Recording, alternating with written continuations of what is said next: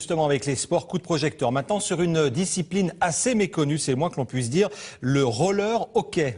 Oui, un tournoi amical était organisé aujourd'hui au gymnase du Haut-Beaubreuil à Limoges. Les Flammes, c'est le nom de l'équipe Limoujaude, rencontraient les Grizzlies de Brive ainsi que les Dragons de Poitiers. Marine Guigné et Frédéric Borde y ont assisté.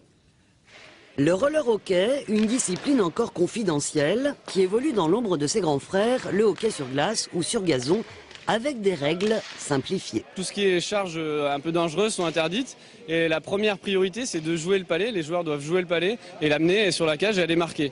Et en fait à part ça, il n'y a pas de hors-jeu, il n'y a pas de dégagement interdit par rapport à la glace. Donc les règles sont assez simplifiées par rapport à ce qui peut se faire en hockey sur glace. En salle aussi, ça va très vite. Le palais peut dépasser les 100 km/h. Le sol du gymnase de Beaubreuil est d'ailleurs doté d'un revêtement spécial destiné à limiter les risques de blessures en cas de chute.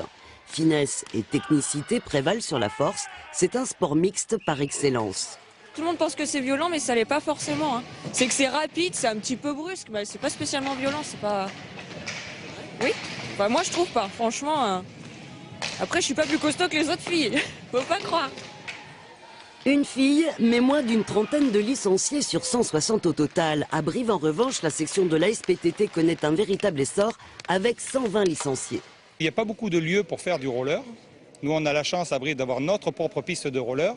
Mais après, ça se trouve dans des gymnases. Les mairies sont très réticents à nous faire jouer dans leur gymnase, soi-disant parce qu'on casserait tout. Mais bon, c'est pas le cas. Et puis ça se répare de toute façon.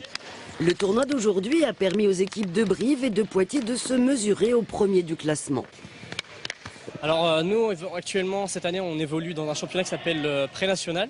Donc on est classé premier à la fin des phases préliminaires du championnat. On attend donc les phases finales de mai pour pouvoir éventuellement monter en National 3 l'année prochaine.